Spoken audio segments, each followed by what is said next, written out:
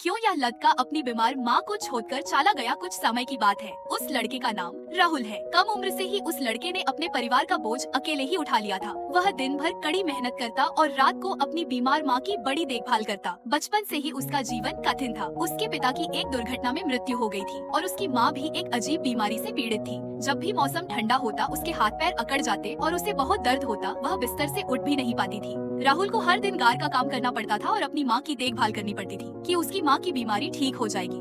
आज ही के दिन जब राहुल घर पर अपनी माँ के लिए दवा बना रहा था, अचानक डॉक्टर ने उसे बुरी खबर दी। तुम्हारी माँ अब ठीक नहीं हो सकती है, लेकिन आपकी माँ के पैरों में इतना दर्द है कि वे बिस्तर से उठ नहीं पा रही है। आपकी माँ को जड़त्व रोग है।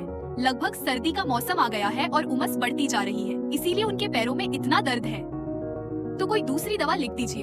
डॉक्टर बोला, मुझे और भी जगहों पर जाना है, आप ऐसे ही नहीं जा सकते।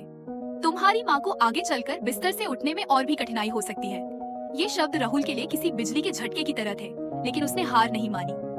अगले दिन वह हमेशा की तरह अपनी माँ के पास गया, लेकिन उसकी माँ को मानो समझ आ गया था कि उसे बचाना असंभव है।